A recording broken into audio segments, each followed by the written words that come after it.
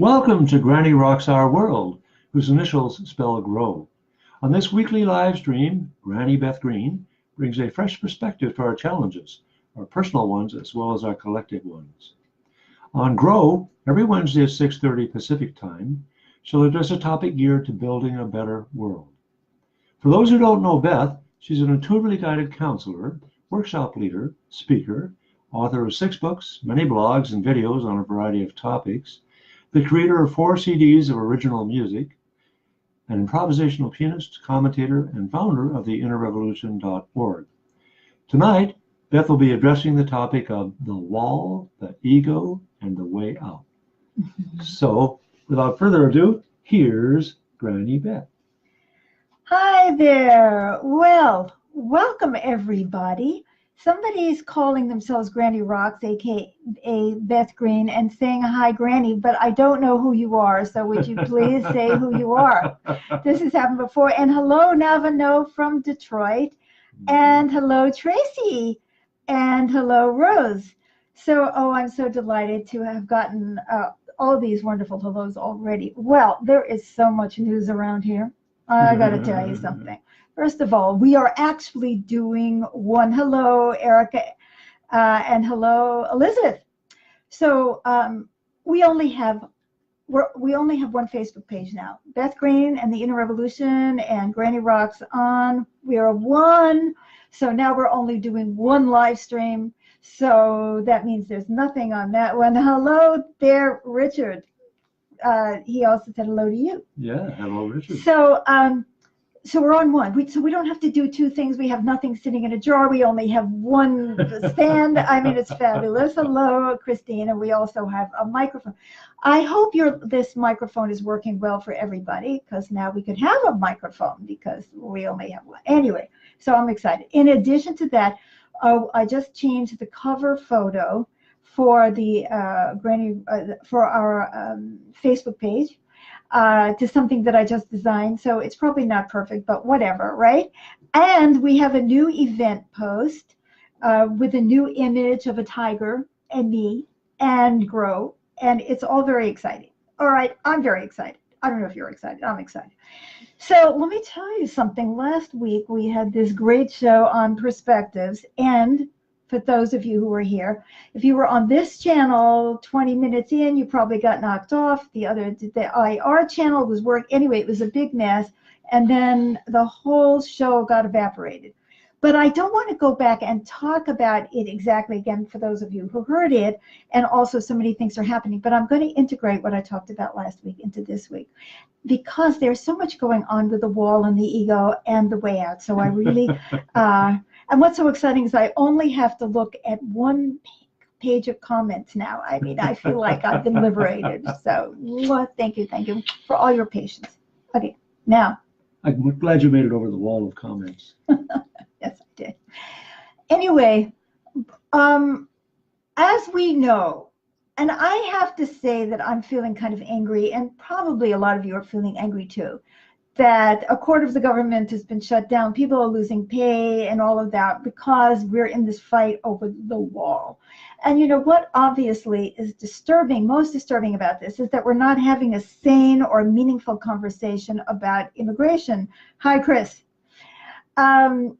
Which would be much more meaningful. But instead we've taken sides about for or against the wall, as though that's really the issue. It's like, oh, you're for the wall, oh, you're against the wall. Okay. But what does this have to do with perspective and ego? And I'm going to share all this with you, and I hope you really gain something from it. First of all, I want to say, hi, Helen. I want to say that when I was a child, I had a perspective that I was the only one that was real. I mean, nobody else seemed real to me, except for me, you know. And the perspective is the place from which you are viewing. Thank you, James. And hello, Carol and Bob. I appreciate your joining us. So the perspective of me as a child was, I am real. I don't know about anybody else.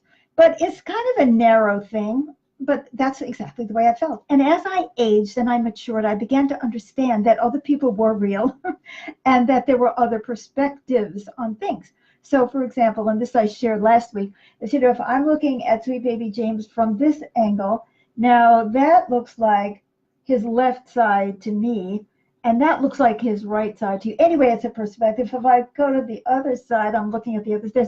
Depending on which perspective I'm looking at his face is actually going to look different. And if I look at him straight on, or I look at him from behind. So a perspective is the place from which you see things. And as a really young child, I saw things totally from my perspective. I didn't see the perspective of other people. The infant does not see the mother's perspective. The infant is cold and wet and it cries and it's not thinking, gee, mom is tired, I'm really a brat. Or, it's just saying, rah, rah, I'm hungry. So that is a perspective. So now,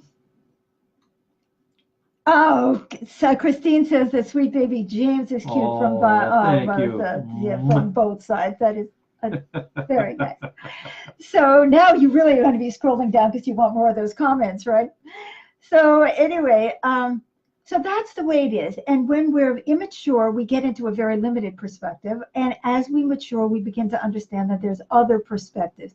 Now, I gave an example last week, which, again, most of you didn't hear it because the show evaporated and only some of you saw some of it. But I want to say that if you're sitting in a truck and you're on the top and you're the driver and you're looking at it and it feels great, you feel great, you're having lunch, you're listening to music. And if you happen to be under the tire, your perspective is really different because it's a painful perspective. And that's the way so much of life is, right?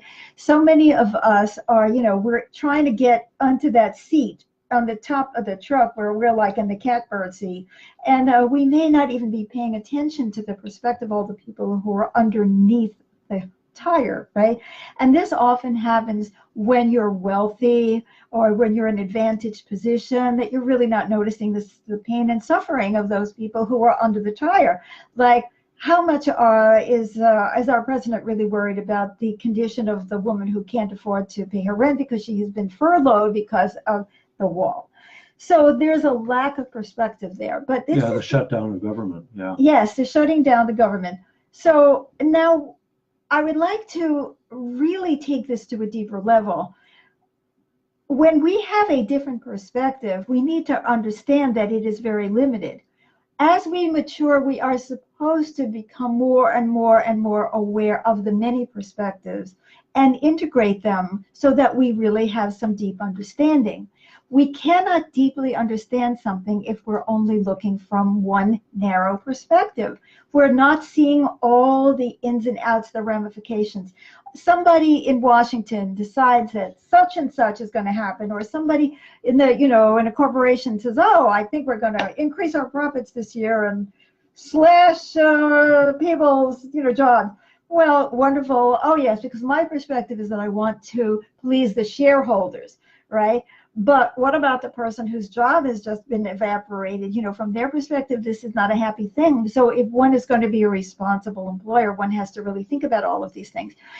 And certainly if we're going to be in government, we have to think about the whole. Think about the whole. Think about the whole. Well, what is the perspective of most of our politicians is how are they going to get reelected?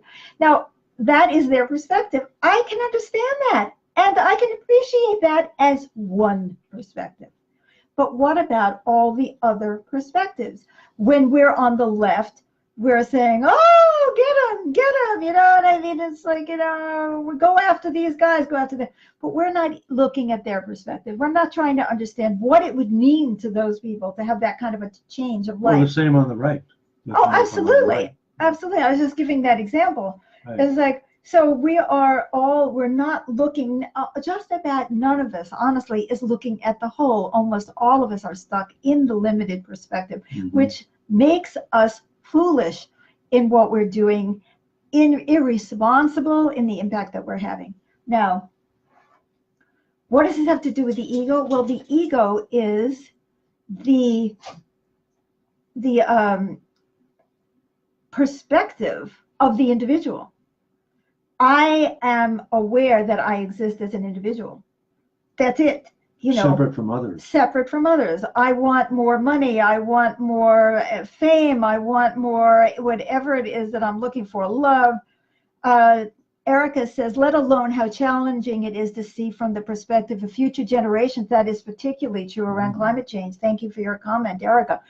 So the ego only sees itself and has an agenda about getting more, looking good, all of those things.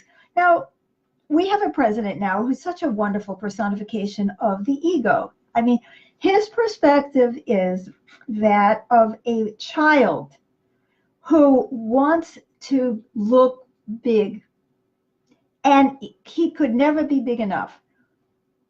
I don't know why. I'm not a psychologist of Donald Trump. He hasn't given me any, personal interviews, but this is obvious. This is a man who has to look big with women, whether he's talking about groping them, or has to look big with other nations. It's like, I'm a tough guy, or has to look big. So that is his perspective. Whatever makes him look big, which is so much an egoic perspective, is good. And whatever makes him look weak is bad. So now he starts looking bad to his, right-wing commentators, and oh my God, that's the national emergency over which he might declare a national emergency so that he can, do whatever he wants. It's his emergency. This is Donald Trump's emergency. Now, I'm not saying that there aren't issues about immigration. There are, and I sure would like us to talk about them sometime and actually get some larger perspective about it. But from our president's perspective, this is an emergency, and we have to understand that. And it's his emergency. It's the emergency of a man who has to look strong, but is looking weak. It's like the guy who knows that his wife is going out on him and, has to punch her in the face because this way, he's going to look strong to himself. So that's Donald Trump's emergency. And we're all suffering from it because he's not really thinking about how is this impacting people. It is very interesting that a representative from Texas, a Republican, by the way, said that the border wall is a ridiculous idea. And that, he's in like southern Texas, which has, what did they say? A third of the U.S. that has the border with Mexico is in his district. And he says, no to the wall, right? Because it's not going to work. It's ridiculous. There's better ways. Just build a longer ladder. Take a longer ladder, 35 feet high. Right. So anyway, he says there are other things that we should be doing, but that that's a part of the point. The real point, of course, is why, of course, are people coming? What do we need to do about our whole immigration policy? Who is the U.S. today? How do we deal? Do we want to be an asylum for people, or do we want to stop being that? Do we really want to care about people on the planet? Do we see that our interests are served by serving the interests of the whole? Those kinds of questions we still have not addressed, right? But from the political perspective of the people who are looking at everything from the perspective of, am I going to get reelected? Am I going to look powerful? Am I going to look revolutionary enough? I'm a Democrat. I'm a new Democrat, and I have to prove just how anti-Trump I am, and I'm not going to be a pushover. I'm not going to do this or that because it's going to make me look like a pushover to Trump. So from that perspective, that everybody gets into a position. Now, this isn't just what we do in political situations. We do this all the time in our lives, in our relationships with each other. I'm stuck on a perspective. All I can see is this. Let's say my husband has been getting dinner on the table for the last 20 years, right? Where do you point? Oh, you're the husband? Yeah, well, you haven't been getting dinner on the table from me for the last 20 years. I guess not.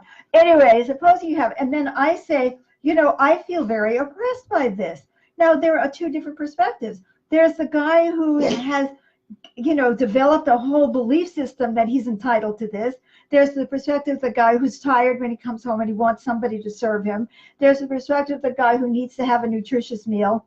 And then there's perspective of the woman who is me, who says, wait a minute, I've spent my whole life serving and so on. I have a different perspective. I need to go out there. The hell with you. Make your own dinner. Okay, now, I mean, what I'm trying to say is not that this is a justification to keep women in the house barefoot and pregnant. What it is, though, is a moment, instead of just taking sides and saying, those creeps, you know what I mean? They're like, you know what I mean? He wants to keep his wife, barefoot and pregnant. Just try to understand his perspective. Maybe in him, his macho perspective was that he was taught by his father that a real man has a wife who makes him dinner. So this is a national emergency for him. He can't stand that. So if it doesn't mean that we don't let the, we don't support women or, anybody to go out and do what they need to do, but it does mean that we have to deal with the reality that from this man's perspective, this is a national emergency. And that it would be really a good idea if we would actually talk to this man, try to understand his perspective, and try to show him that he would be better off if his wife were happy, actually, rather than resentful. But just calling him names is not really going to change his perspective or enlighten him in any way. So this is, and from the child's perspective, I don't want to do anything. Let's say mom is being treated badly by dad, which happens a lot. He disrespects her, and she says, well, I want you to take out the garbage.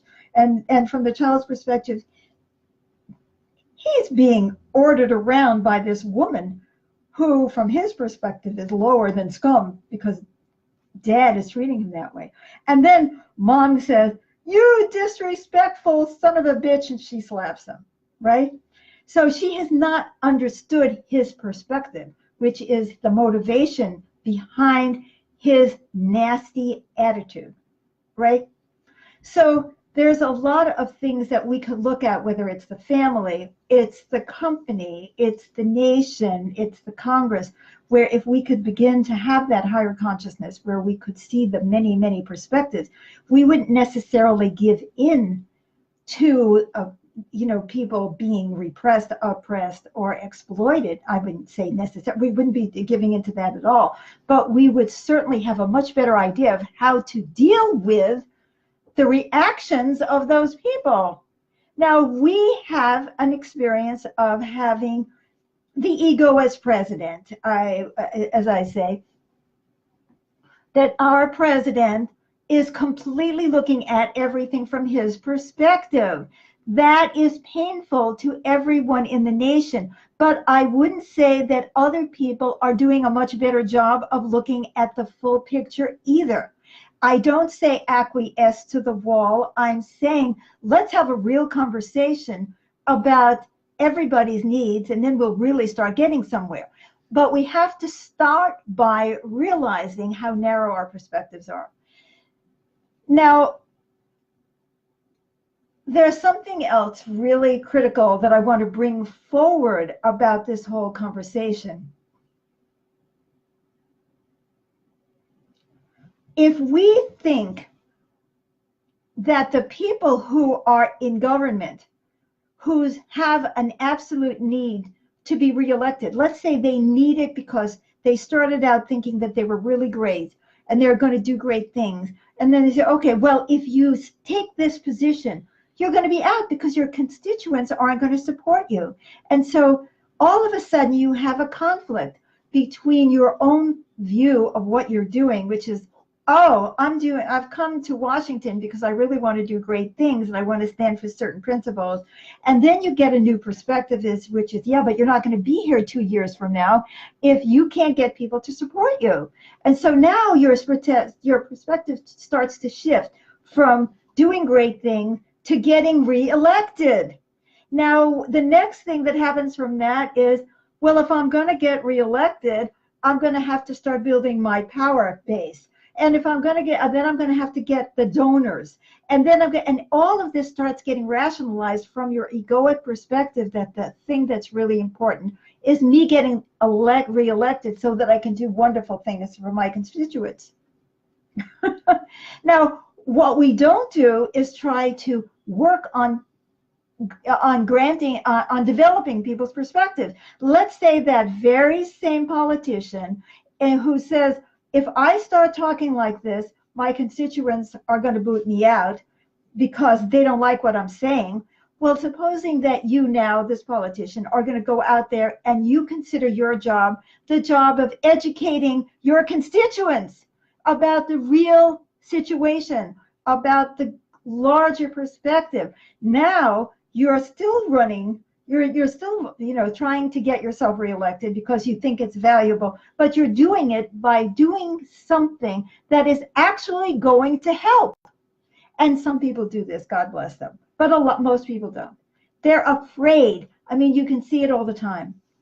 So now, instead of helping people broaden their perspective, which is the right thing to do, which is going beyond the ego, what people do is they compromise. In fact, the latest news is that what's his name, Lindsey Graham and some of the other Republicans are getting together trying to figure out some kind of a compromise so that they can open the government. Well, I can understand them doing it, but compromise is not what we need. Do you know what compromise is? Compromise means I want more money for the pig farms and you want more money for the sprinkler systems. So I'll take half as much money for the pig farms and you can take part of the money for the sprinkler systems, and then we're going to have compromise. And now we're going to get another bill through. Isn't that the way it goes? So, okay, no, we'll build them a half a wall instead of a whole wall. Right? Let's compromise. That's, this is the way of, this is what people think democracy is. No, no, and no. Compromise is not evolutionary. It's not transformational. Compromise is giving up to everybody's narrow perspective. So what I'm suggesting is we all need to broaden our perspectives. It's one thing to look at our president and make fun of him, but it's another to look at ourselves and see how we do the same thing. Secondly, we need to get out of the compromise mentality and start talking about real needs and helping all of us to understand the perspective. So let's say if you are a welfare recipient and you're a welfare worker and you're a government official who is overseeing welfare, you don't need to compromise. You need to talk. You need to get together and say, what is the reality? What do we see? And we have to be honest. Does that happen? How often are we going to be honest with people who we don't agree with because we're so sure that they are going to screw us, that they're going to take something away from us, rather than that we're going to come up with a solution that is for the highest good of all? That's what we need to do. If we stay stuck in our narrow perspectives, we become liverwurst. We become, hi Amy, we become fodder for demagogues because they will identify our narrow perspective and they're going to feed us pork bellies or whatever it is. What do they do? The pork barrels or something? Right. That's what they're going to feed us because they want our votes or they want our money. It's like the average. I'm going to tell you something which you may or may not know. I worked for a while in a market research company, and when they did market research, they were planning their advertising campaigns, and this was a long time ago, but it may not have changed. And what happened is they found out, they were doing yogurt, let's say. They found out what people liked about yogurt. Oh, it's smooth, it's creamy, it's sweet, it's this, it's that. And that's what they advertised it as. They didn't change the product. They told you that it was smooth and creamy, so they were selling you what you wanted. You see what I'm saying? That is what people do in business. They try to find out what you want, tell you they're giving it to you, right? Manipulate you into buying it. So whether you're buying a product or you're buying a political perspective or you're buying somebody's tenure in office and you're buying and you're supporting it, that is how you build up your power base based on narrow perspectives of people, and you just feed it and feed it and feed it. And that's why Trump has such a great base. And it's not just him, you know. So some of you may be offended by what I said about Trump, but really there's no point. He's definitely egoic, and that's the way it is. And so are we, and we need to really deal with that reality. And we need to start overcoming it and stop buying what's given to us. Think about what is being given to us. And at the same time, let's stop selling ourselves by telling people what they want to hear in order to get power.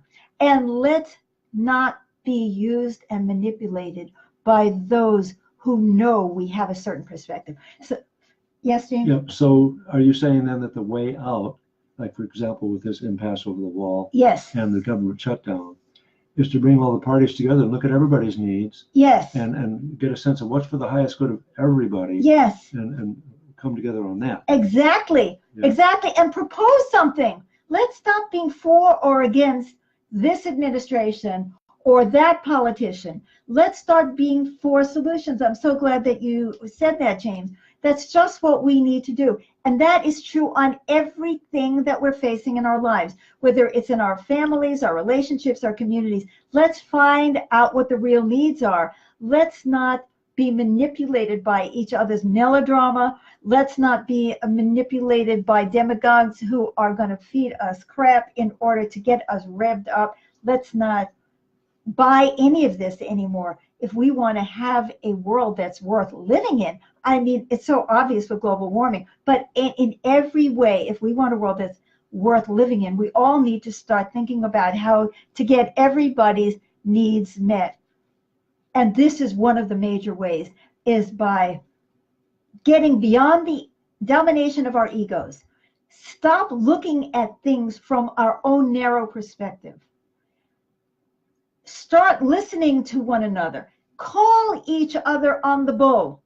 If someone is just revving things up or making a melodrama or lying about it or just being narrow and not being willing to look at the realities, they need to be called out.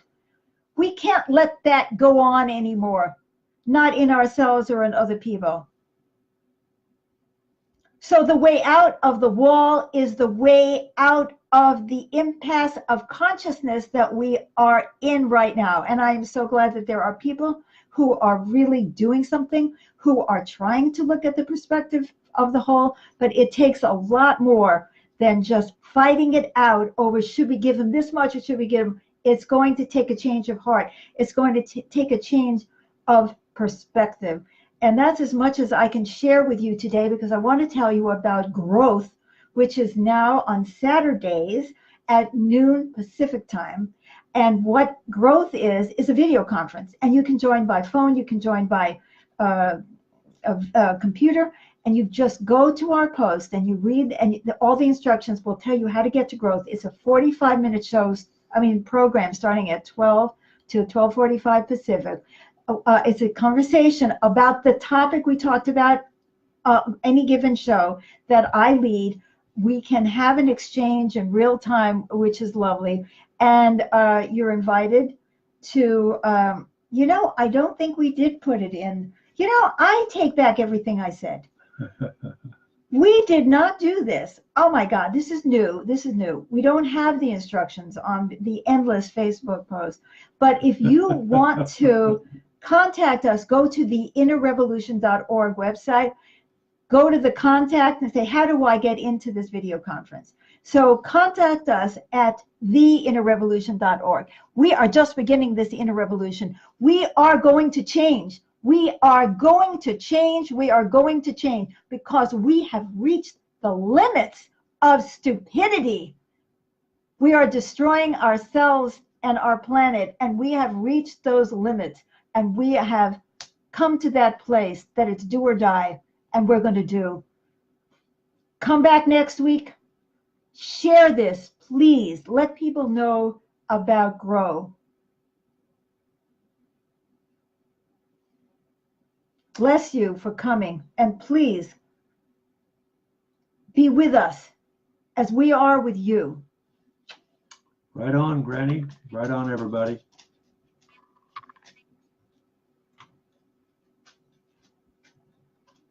Oh, Stacy said, tried since 6:25 to get to the video with no luck. We'll watch later. Well, it'll be here. We certainly hope so. This time, it's not going to evaporate.